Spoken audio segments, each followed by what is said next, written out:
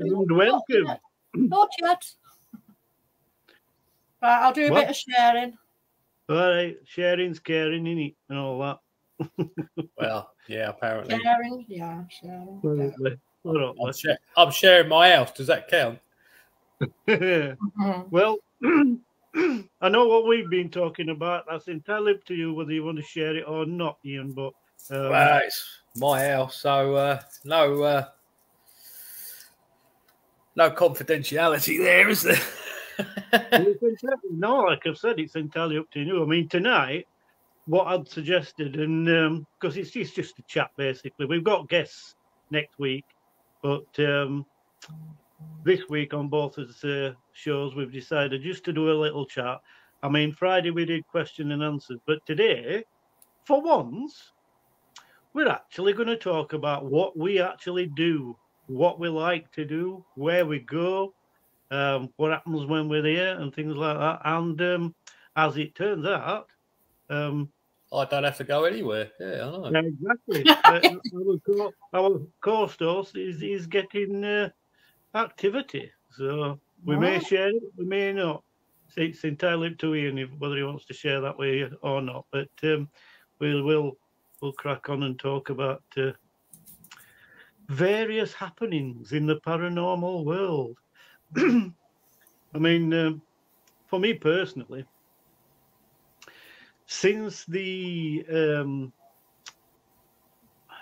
what can we say? We've got to be careful what we say, haven't we? Because there's a lot of people don't like the terms and this, that, and other. But yeah, since we've had problems socially, that was very diplomatic, weren't it? Yeah. We've had to start. Since I was allowed to go to work, and no one else was. Yeah. Yeah, well, I was working security at the time as well. I was working in various places, including Leeds train station, but because there wasn't any concerts happening. But it actually helped with what I do, because there's a lot of locations on security where you're allowed access to to certain areas that would normally be out of bounds. And Leeds train station, for example, has got an underground, and it's mainly watery. There's an old granary below it. So that was really nice to investigate during my off hours, shall we say, when I were on my break. Very interesting place. Some of it is purposely flooded to stop you entering, because the granary is literally smack underneath all the train tracks and platforms, which you would expect with the weight that's above it. That wouldn't be the case. It'd be off to one side or at least or something like that. But no, it's smack underneath. Interesting place. But yeah, due to all the things that's gone off, as I say, I started to do churches and chapels and the like, because access to a lot of those other places you just couldn't get. Everything was locked down tight. So, and I've done it ever since, because the people that frequent my group and my page, which I have, a lot of people that's watching these blogs and shows probably don't realise that we have actually got pages and paranormal groups ourselves, but we have. So me and my partner Natty, we go out and do these places, investigate. And sometimes we get some, and sometimes we don't. But there's a lot of things on my page that people haven't seen because I don't share. I'm not a share page, I'm not a share group. So if you want to see activity that I've caught, I can't give you a snippet because I don't know how to do that. I'm not a techie. But I think that we may have a picture just as an appetizer to show you what sort of things I capture. I do. I don't know if you can play that one. I'd have to sort it out. Take me ages, because it's dead before. You'll be seeing it for the first time as well, Ian. But this is the type of thing that I do. Do you want to mention, Ian, what the type of thing that you do more than anything? I know because you work longer hours than I used to, and when you have got your free time, you do private investigations. Not that I don't, but you do them more than I do. So if you want to enlighten people. Yeah, pretty much. My team, we go in, we get called into people's houses who are experiencing, what should I say, possible paranormal activity. I have to say that because not everything is, but yeah, well, I'd say 9 times out of 10, pretty much, as they usually don't get us in until the proverbial SH hits the fan. Usually it is paranormal. And we basically go in, try to find out who it is, why they're there, and hopefully we get a resolve to the situation, which so far has been the case. Although we do have a couple of cases that the children in the house are sensitive. So until they're at an age where we can assist them in learning to control it, we're going to have to keep going back and dealing with stuff that they bring into the house. But that's mostly what we do. And then I will go on public events with members of the team, and we'll do as a busman's holiday, shall we say, where we're basically out for a bit of fun, investigate some well-known places, and we don't have to work at the end of the day for it. So yeah, it's brilliant. And Nettie, we don't have anybody in, and it's 7 minutes past. We've been abandoned. Nobody's in. That's a first. That is a first. it is. That's a Not first. Don't worry about it. Are you sure you've advertised, Nettie? Oh yeah. Everywhere. Yeah. Well, they'll get us on catch up. Not to worry. Hey, here's William. William. Hello, William. Good evening, William. So, at least we're talking to someone now. He's got his all to himself. I'll try and get that picture up. I can't believe Eric's not there. What's he doing? Is he guesting somewhere? Must be guesting somewhere. But yeah, so do you want to mention where you started and we know where you've ended up. You've ended up at side of me, but and investigating churches and what have you. But where did you start, Nettie? Me? Well, basically, really, I did a lot of home first. And then I started to, it's only about 2 years ago, I started to go out and do it. But I've done a fair few churches with you. There's a couple of places I've been to that have been really interesting, and I will be going back to on the outside of doing stuff. I mean, there is definitely one place that I want to go back to where I got grabbed at the back of the neck. Because I call that worth going back for. Yeah, you're like me. Yeah. Bit of a sadist when it comes to the paranormal. Yeah. Yeah, if something attacks you, yeah, I've got to go back there. Well, you've got to find out what it was for the cheek of it, haven't you? Yeah. Well, you too. This is where the sad part of it comes in, as I said, because I don't do paid venues. I've never done one, and I don't intend to start. No. But I have done a lot of places, especially abandoned air bases and the like. So one of my favourites is Binbrook, RAF Binbrook. There's a lot of activity there, a lot. And again, unfortunately, you'll have to join me group to see all my stuff. But it is on there, and there is.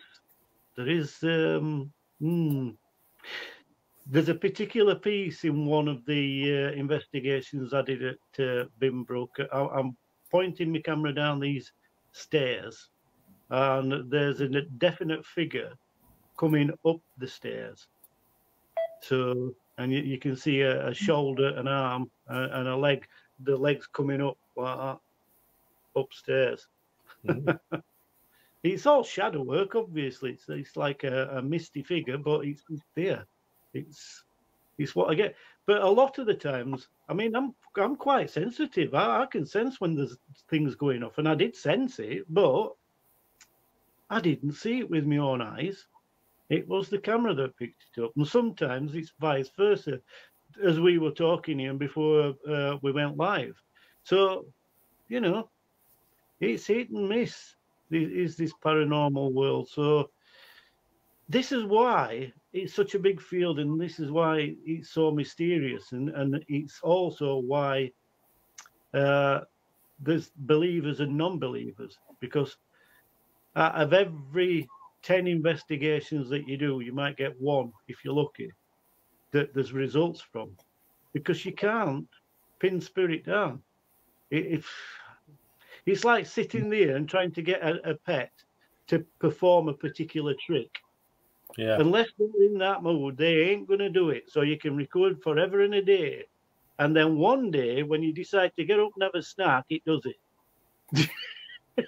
Yeah, exactly. And that's what I would liken it to, because you can't make them perform when you want them to perform. And it's all guesswork, isn't it? It's all guesswork. You could go every day a week, and the day you don't go, it's all kicking off. They decide to have a party.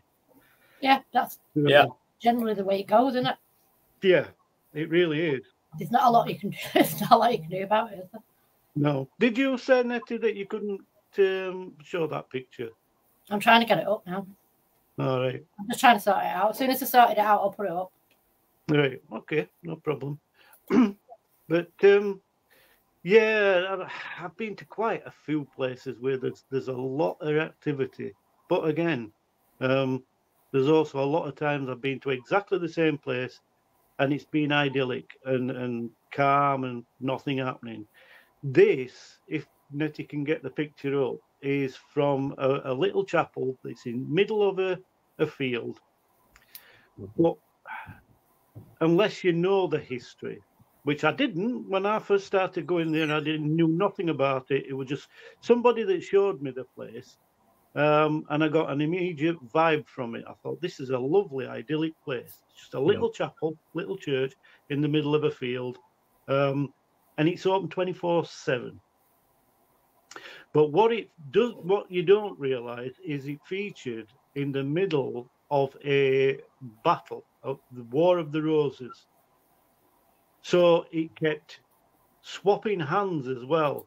One force would take it and use it as a bivvy and what have you, and a makeshift hospital, and then the other side would attack and take it. So it's seen a lot of activity.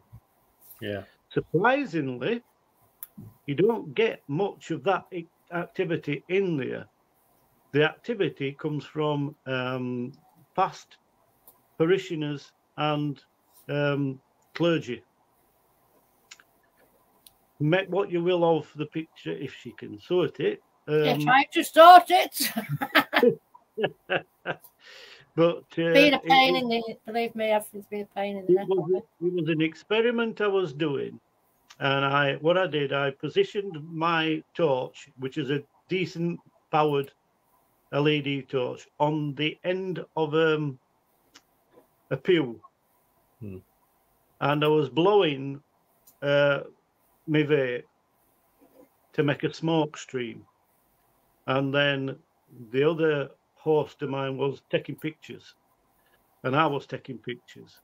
And some of the things, they were lovely. They looked lovely. Spiral smoke stacks and this, that, and t'other. And all of a sudden, I got this face come through the smoke. Literally, it pushed its face through smoke, and it's so precise. You can't mistake it for anything else but a face. Which I thought I just went, whoa.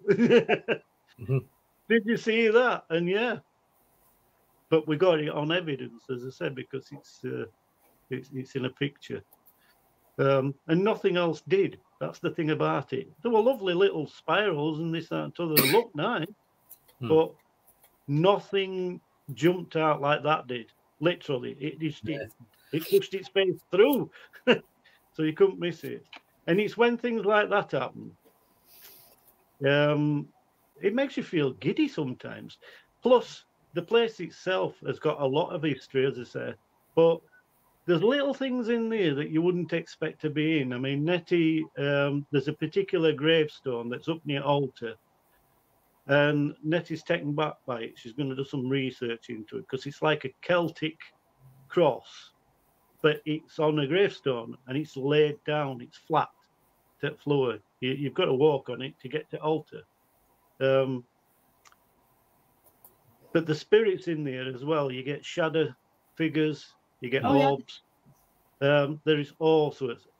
On some days, it's all that. That's all you're getting. Every 10 seconds, there's something. And then other nights, nothing. Not a cracker. And it can be a very similar night as well. It could be calm. The place, because there's no electric to it whatsoever as well, which is a good thing because it doesn't interfere with equipment if people's using equipment. But there's a what they call it now, a collection box.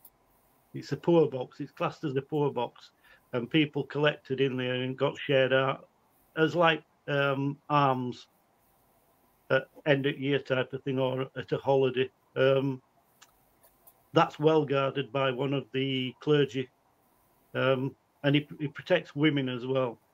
But again, sometimes he's there, sometimes he isn't. Maybe he had other churches like they do today.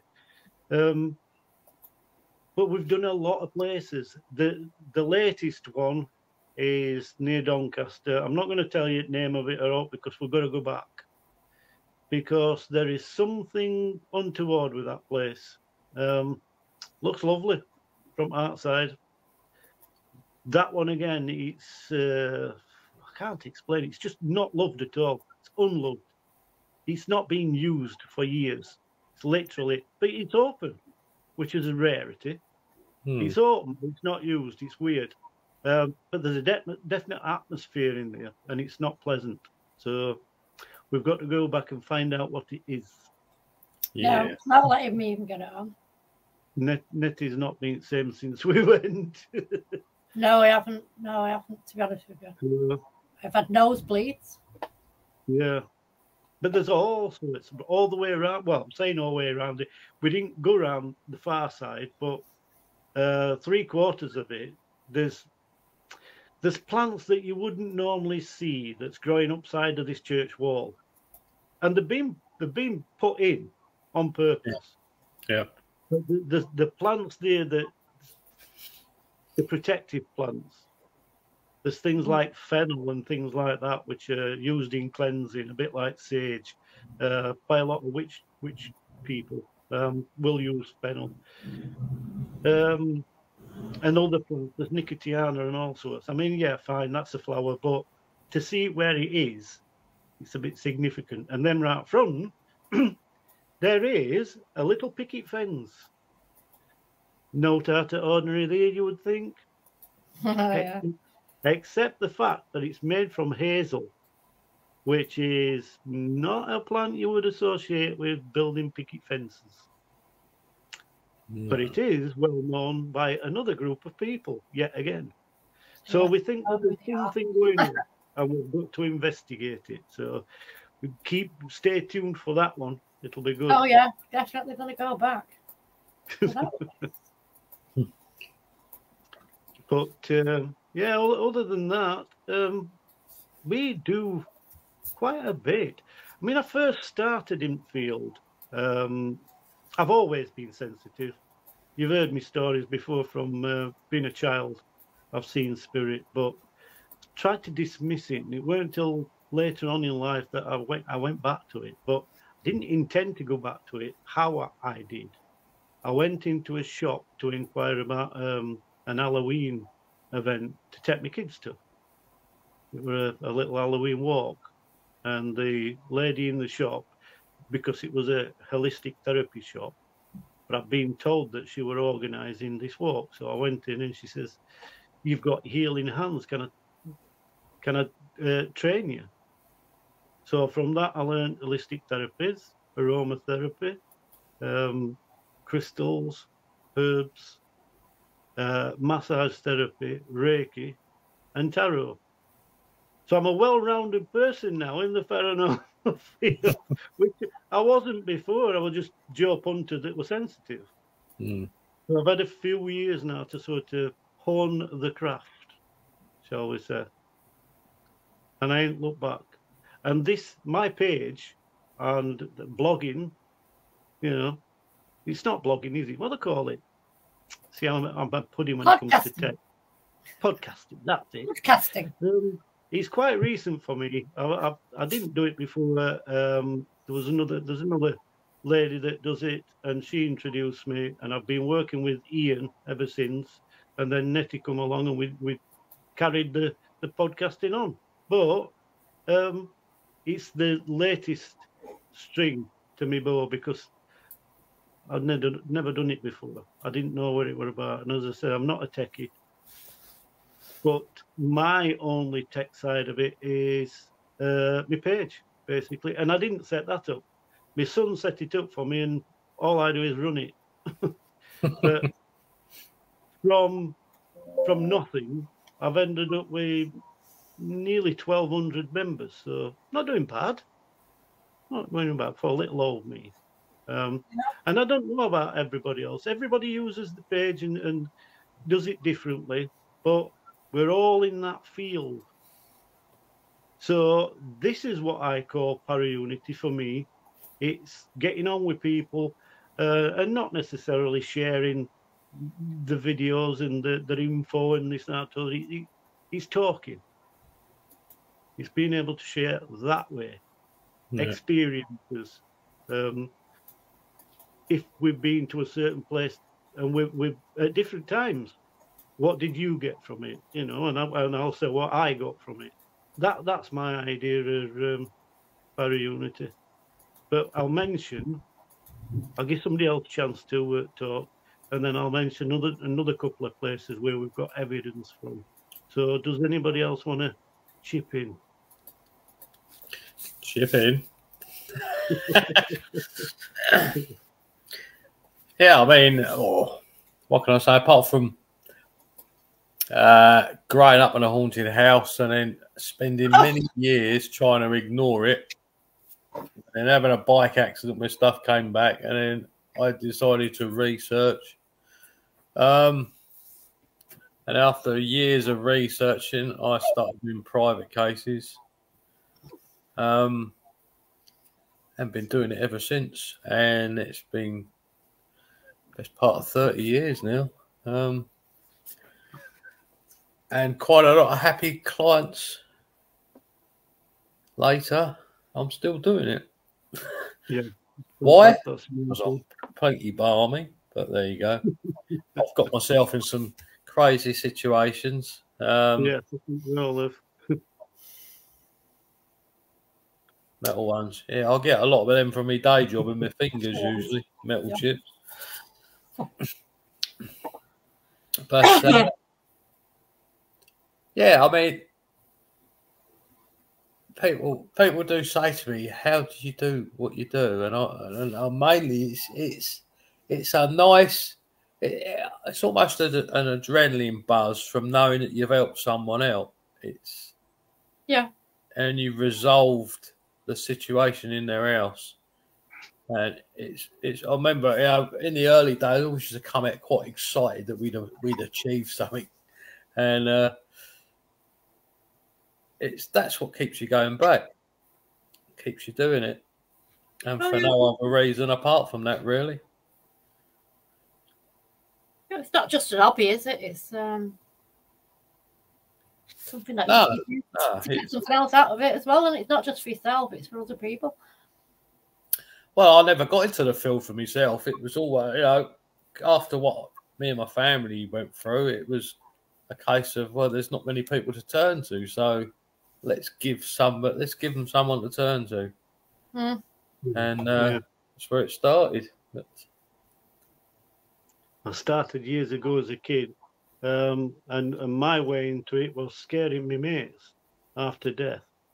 With, Nice of with, you, yeah, well, with the little bits of ability that I got, and I can. It's a fact that the mind is a powerful thing. We all know that. It's a fantastic computer in itself, and the power of suggestion. I learned that early doers, and I was a bit naughty because I used the power of suggestion to scare the shit out of them.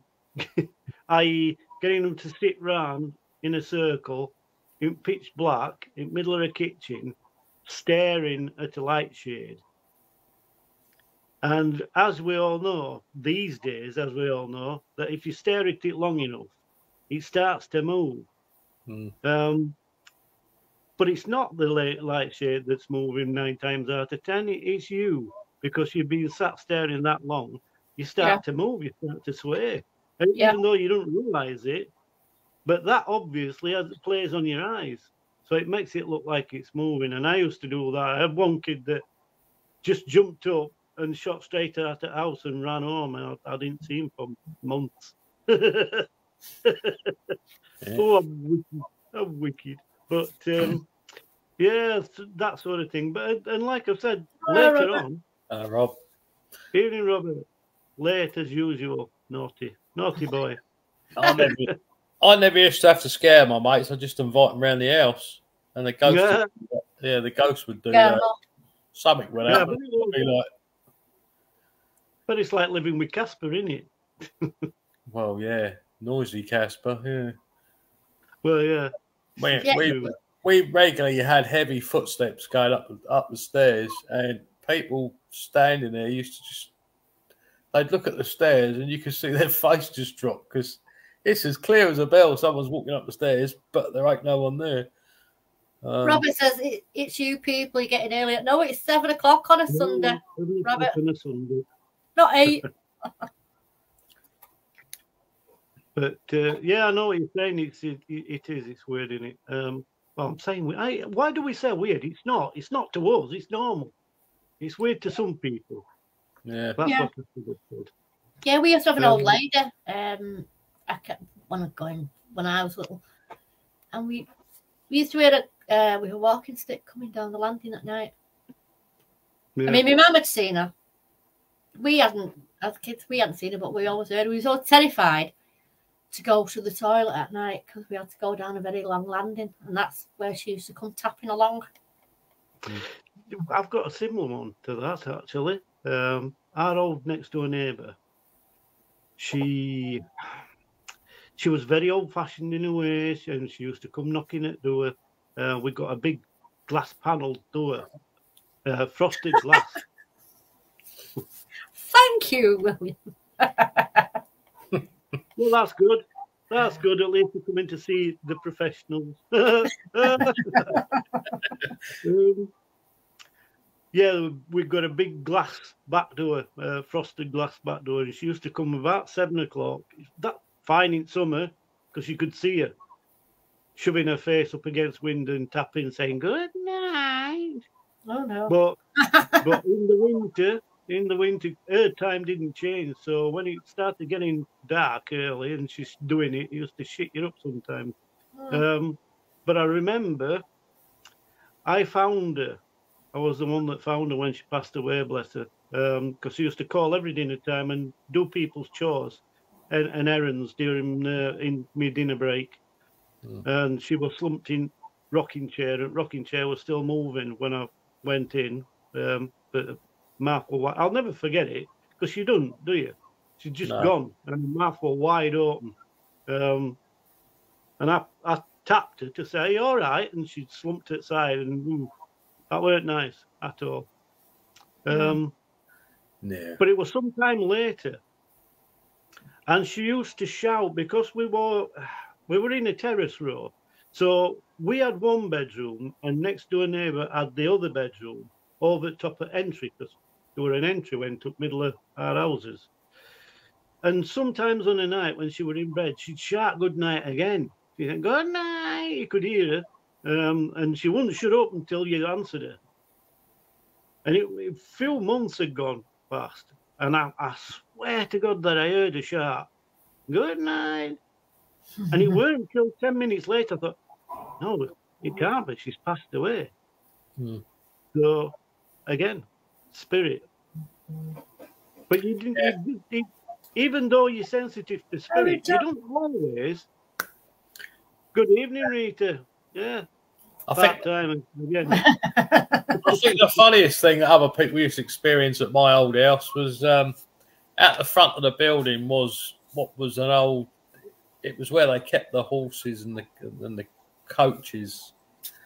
So it was quite a long brick-built building with a metal roof, and a fruit machine company used to use it to store their fruit machines. But at night, on the odd occasion, you would hear horses walking across the gravel, and then people would just people would go, "What on earth was that?" And you go, "Don't worry about it. It's the horses." And they look at you, and go, "What horses?" Yeah, the ones that are no longer living. But yeah, it used to be very entertaining. People used to come round and the things that used to happen, and you'd see them leave with this complete mystified look on their face, trying to work it, but they just witnessed it. We lived in one house. We lived in one house, and that was weird. That's where the man in the wardrobe used to be. But there, my sister, she actually got chucked around downstairs. Wow. She actually left. And I can remember, if you were upstairs, you were fine. But I can remember sleeping downstairs on the settee, and all of a sudden at night, it's like all the air had gone out of the room. But you couldn't move. It's like somebody was literally holding you down, but there's no air in the room. You could get up and run to one door to try and open it. No, it's not happening. Run to the kitchen door to try and open that. No, can't get out. The only time it opened was when my mum heard me and came downstairs and opened the other side of that door. Yeah. And that started happening with that one when my mum had the house done up. Yeah. It fascinates me, though, that there's three of us here, but us three are literally in a minority of people that can experience these things, hear them, smell them, see them. And when you try to share that with other people that are not sensitives, the feedback you get is sometimes it's not good, is it? You know what I mean? Because shut up, you idiot. You know, bloody nutter. It's a good job that there's places where people can share it, though, isn't it? It is. We generally think you were going mad. Yeah, but for years there wasn't any of this. That's what I'm saying. Before mainstream TV, which that's the only thing I can praise the shows for, it made it mainstream. Yeah. It made it accessible, and it made it possible to talk about it. Because if I'd have said some of these stories that we're sharing now when I were a kid, I'd have got ridiculed somewhat chronic. I really would. He's not. He's credible now. It wasn't. You couldn't talk about it. It was taboo. No. Yeah. When I was a kid, we never spoke about it, but we had people come around and witness it. So it was. It's like we don't have to talk about it. Exactly. Yeah, they did, Robert. Yeah, very much so. Which is why my team, I mean, everything with us is confidential because a lot of people are still worried about talking about it. So, you know, that's something we give all our clients. Whether they want to talk about it and make it public, that's completely up to them. And when they do, we're happy to, you know, like we've had a couple of my clients on the show and they're quite happy to talk about things. But, you know, it's confidential unless the client says otherwise. So, yeah, I think you can liken it these days to what the recent trend is, which is called auditing. Public areas, you can't stop it. It's public knowledge. But in private residences, it's a different matter, and it's down to discretion and their choice. If you stood at a window on a public sidewalk looking through their window, you're fair game. So if you're doing a seance at a table and they see you, that's your fault because you didn't close the curtains. Yeah. It's crazy, isn't it? It's crazy, but that's the law. So you've got to try and work around it. And the amount of etiquette that's involved in paranormal, in your side of that, in what we do regarding public, it's crazy sometimes. Some of the obstacles you've got to pussyfoot round. But at the end of the day, it's because it's all about the client, isn't it? Yeah, exactly. Yeah, if they're a public figure, it makes it even harder. Yeah. Now, sometimes they don't want anyone to know, though. They don't even want the neighbours to know. They don't want anyone to know. Yeah, No, I mean, I've not investigated celebrities' houses, but I have given a few celebrities advice on what they're dealing with, and I will never pass those details on. No. But, exactly. But the thing is, as I say, the law is the law at the end of the day. And if it's public and if it's a public area and stuff happens, you cannot stop it getting out. That's the problem. It's a nightmare sometimes. If it's private, you've got a chance. But even then, if somebody's looking from a public area, there's nothing you can do. You're the one that's responsible for keeping it secret. yeah. It's a nightmare sometimes. I mean, I did a case in a chip shop. Basically, the living quarters was smack outside of the chip shop. Part of it was what would have been the living room was a dining area, for example. You got your normal chippy bar and cooking area just as you walked into the door, just like any other chip shop. But if you carried on to the right, or straight forward, should I say, you'd have a dining area and a kitchenette at back, which was living quarters, classed as living quarters, as well as a dining area. If you wanted full privacy, you've got to go upstairs. The actual living quarters were upstairs, and we investigated the lot. And every time, because the chippy were a going concern, every time we came downstairs with a camera and wherever, we were fair game. What's going off? So if you're trying to record and there's punters stood at in front of Friars, what's going off? What they're doing? Video. Trying to do a video and you're having to interrupt, trying to explain to people. Some of them didn't like it. But and some of them were intrigued and they wanted to stay. They wanted to be in film. So it's a nightmare, absolute nightmare. William says editing. Go on. William said that there are no regulation in the paranormal world, and there should be. Yeah. Yeah, many of us in the field agree with that. But in the meanwhile, the genuine of us, we tend to follow a code of ethics, which is the best you can do these days. Yeah. But unfortunately, there's a lot out there that don't. So exactly. So I always, like Ian, we have a discussion first before anything else with the client and say what they're happy with and what they're not happy with, and we try to abide by it. As I've just mentioned with that chip shop, it was very, very awkward. We could control everything as soon as we got halfway upstairs, but we couldn't control everything downstairs, and we had to do a comprehensive investigation because a lot of the activity was in the kitchenette, which was in the dining area, which the public can access. Yeah. So it weren't until the place shut on an evening, which were gone 10:30, that we'd got the place to ourselves. And there were people then, because they knew something was going off, they were hanging around. They're still nosing through window and one thing or another. We had to put a petition up in hand. So it is logistically a nightmare sometimes. But that was just one. That's just one of a few. We resolved it in the end, and it was surprising. It was a surprising result. I've always fancied doing a pub, not an old pub, just a normal pub, just to see if, like, the people that used to go in on a regular basis, like it was where they spent all the time, just to see if they congregate back together. From my experience, yes, they do. I would love to find that out. It's only certain types of establishment as well.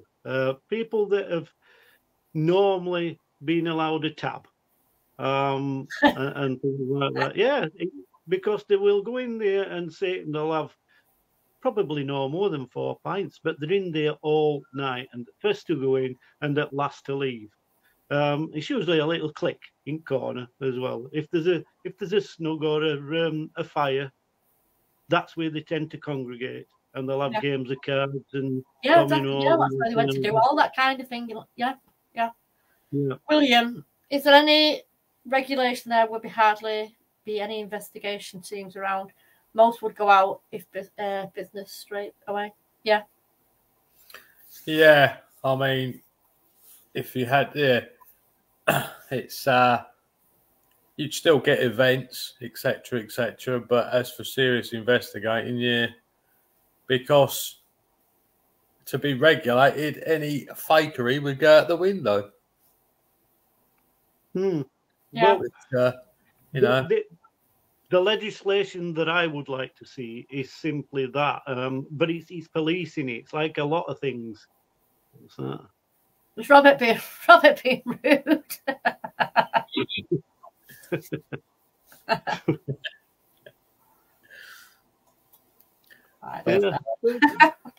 Yeah, well, William's very right. I mean, it's the thing I'd like to see is Robert wants to know if the fish got battered. Yeah. All right, good night. Absolutely. And I got free fish and chips and curry sauce. There you go. It was massive. And I weren't going to have any at first. We're being diabetic, but I waited, and there was some left. So I had my insulin and sat down in that dining place and scoffed my face. Before we went back upstairs to finish the investigation, where it started to kick off. It was a very good investigation. Anyway, what I would like to see is a clear-cut difference between entertainment and investigations and private investigations, because they are totally different as well. And I would like to see that distinction, because there's too many playing at it. There's too many things. They are fantastic investigators from watching the two mainstream TV shows, which they've been mentioned today, so I'm not going to say. Why? There should be workshops. We used to do them when we first started. We'd do workshops. We'd do, like there's a clairvoyant evening or mediumship, and circles. You could go to you still can go to a spiritualist church and join a circle. It's a development thing. That I think is good. It's good for development, but there should be also workshops for using equipment, how to use it, when's best to use it, when to change things up due to frequencies and atmosphere and everything. Because it's all an art. It's not just something that you can rack up to and just do it. You can't. That's rubbish. Robert said they call it for entertainment. Well, exactly. And that's good. That's fine if that's what you want. This is what I'm saying. But there should be a distinction. There should be. I mean, a lot of TV shows, they say, for entertainment purposes only. Now, we know the reason why. Some of them do it. A lot of them are entertainers. So that's fine. But some have to do it for insurance purposes. And I think there should be a different way to do it. They really should, because everybody started with saying brush that way, and they shouldn't be. There is some good investigators out there that are on TV, but there's also some crap ones. But they're good entertainers. They are good entertainers, so there should be a distinction. And like you say, the differentials for private cases. I mean, there's a lot of investigators out there that seem to think they've done a few ghost hunts and they can go and investigate someone's house. It's a whole different ball game. Correct. Because when you go to a public place and investigate, you go home in the evening, that's the end of it. Yeah. But when you're dealing with a private case, there's not an end to it till you resolve the problem. And you have to keep going back until you resolve it. And you can't just walk away from a private case. You can't go in, because things will kick off. At some point in that investigation, things will kick off, and you can't walk away and leave the clients to deal with it. So, but we've had cases where we've had to go in because somebody's gone in and done exactly that. They've gone in, stirred it all up, and then walked away. Yeah, exactly. William says anything on TV is called entertainment, except for the news channels. Well, that's debatable in itself. Well, yeah. That should have an entertainment logo as well. Yeah. And I've seen some on TV that are really good investigators, but they have to call it entertainment for insurance purposes, which for me, it shouldn't be like that. You should be able to insure for unforeseen things in that world, in paranormal world, just like anything else. A lot of insurance is because it's unforeseen circumstances. That's why it's there, i.e. car insurance in case of accident. Yeah. It should be something similar, because you don't know what's going to happen. It's unforeseen, i.e. spirit. But you'll find Robert's question. You'll find that public liability insurance is what people have. You'll find that events, when you go to public events, whoever's organising it will do that, and they usually have to cover 5 million. Whereas everything else, whatever coverage you think, hopefully my team members aren't going to go into a house and cause more than £1 million worth of damage, because we don't tend to break things. But, exactly. There's always that possibility of knocking a vase over or something. But I mean, I used to be a walk leader for Primary Care Trust, and I used to work with a group called Sure Start, taking kids out and adults walking.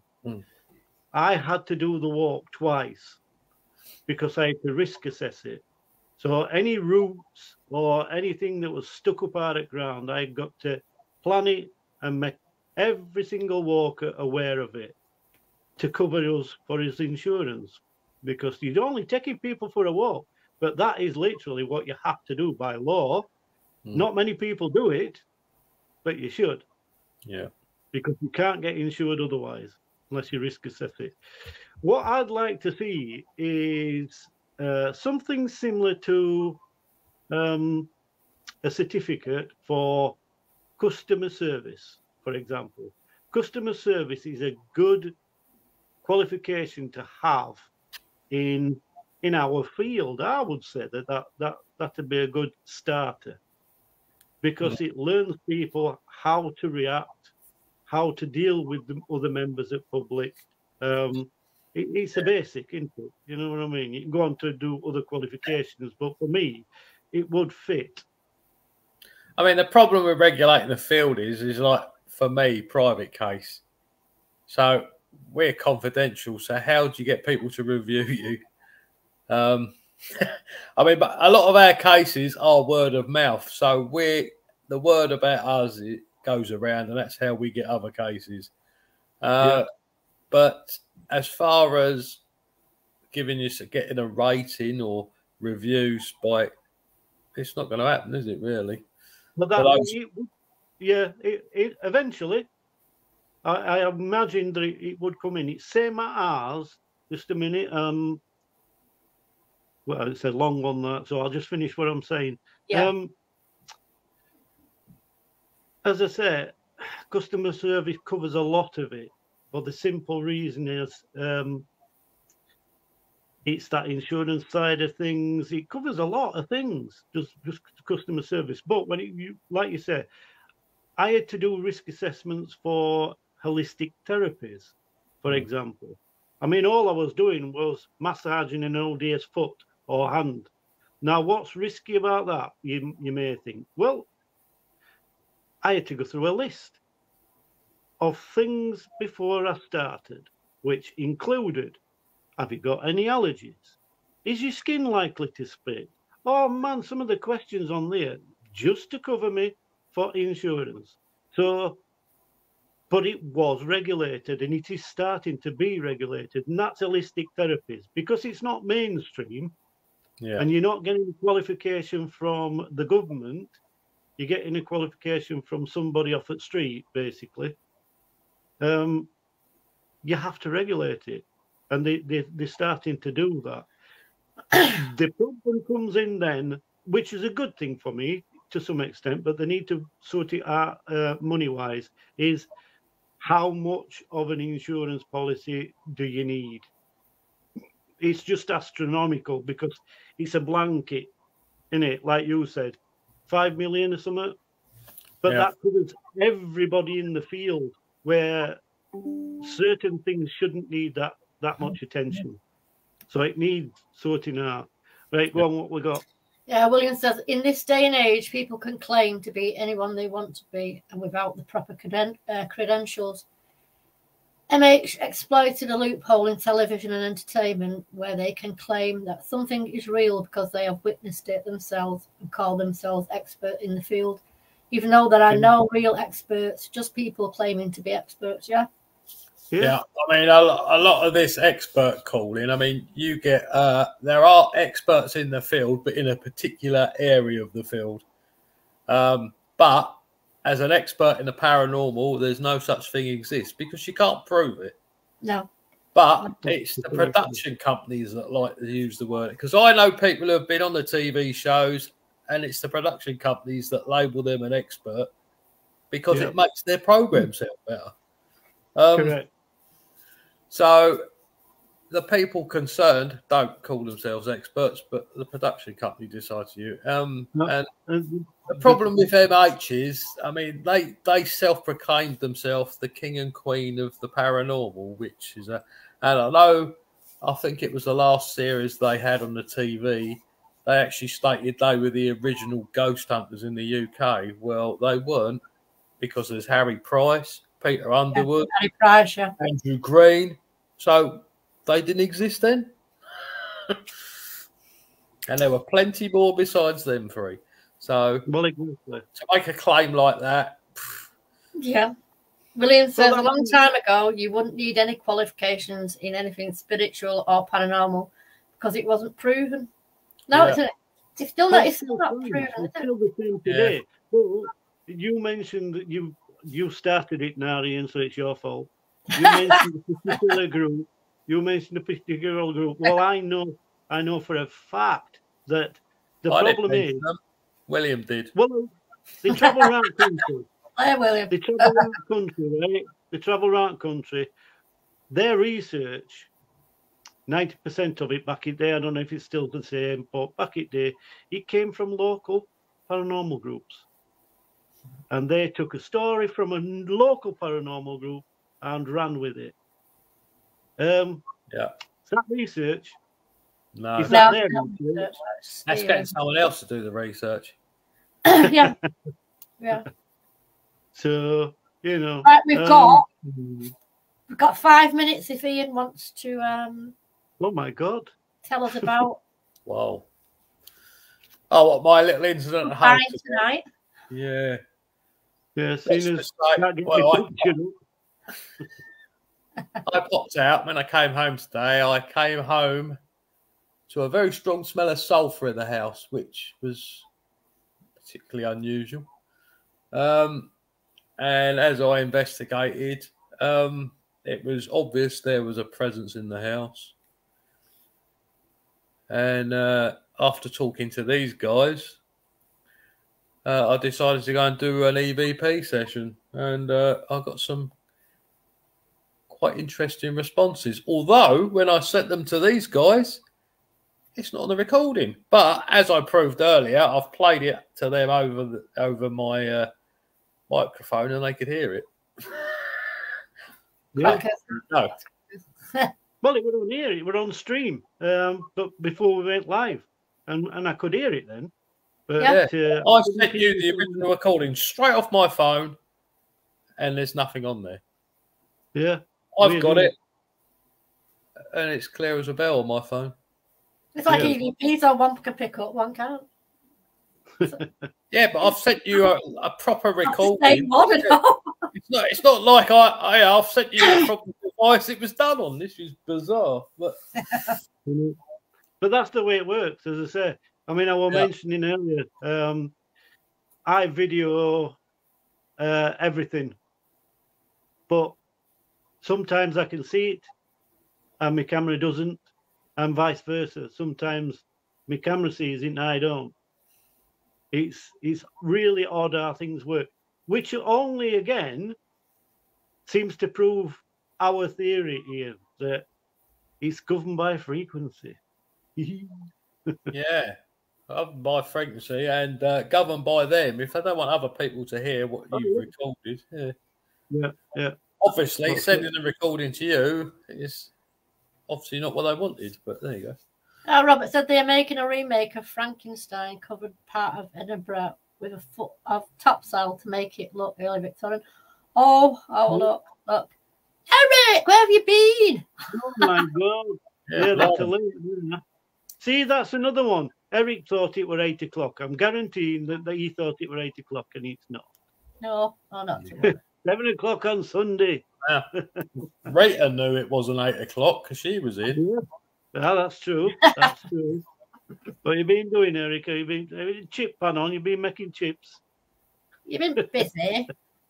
Yeah, I would let you hear it, Eric, but the chances are I'll send you the recordings and you won't hear nothing because these guys didn't until I actually played it over the microphone. But we could invite him in to hear yours if you want. After the show or if he wants. But, well, you could do. But it'll have to be quick because I'll have to go and make me dinner. Yeah, you've got to go, haven't you? Yeah. But, it's a very strange day I've had. But I even sent the recordings to my wife and she couldn't hear them either. Exactly, which is a weird one, isn't it? Well, I keep saying weird, but it's not. It's not weird. Yeah, I can't. I'll send them to you after the show, Eric. You won't hear them. Won't hear them, no. No. But you never know, though, mate. You just... Yeah. It's same as that picture of mine, it's just gone, it's disappeared. Can't use it. It's not gone, disappeared. I couldn't get it on. It would not. I've had that with pictures before. I took photos years ago, and it was at someone's wedding where there was two figures floating around in the background behind them, and we kept talking about it, and then it must have been about 2 or 3 years later. They said, "Oh, have you still got that photo?" So I went to show them, and there was nothing in the bloody picture. Yeah. And you think, where's it gone? Yeah. It's done. The weirdest one that I've ever done, is I had a fish tank, and I just literally coloured this screen at back. You have a picture at back at fish tank, or we used to, and I just coloured it all in and plastered it at back at tank. It were all ready to accept fish, and I took this photo of the tank, and when I looked back at it, there were several demonic faces in the picture. But in one of them, this face was sideways on. This, bear in mind, is a still picture. But that face, when you looked at it, it turned to look at you. That was the freakiest thing I have ever seen on a still photo. And this face went from sideways on it. Wait a minute, it went, Yeah, the freakiest picture I've ever taken. We were at a client's house, and I had a medium on FaceTime. He said, "Oh, can you take a picture of the client? I just want to see anything around there." So I took a picture, and I did set the picture, and then I was looking at it, and I thought, oh, "Hang on a minute, there was a child's head, a child's face and head in the mirror,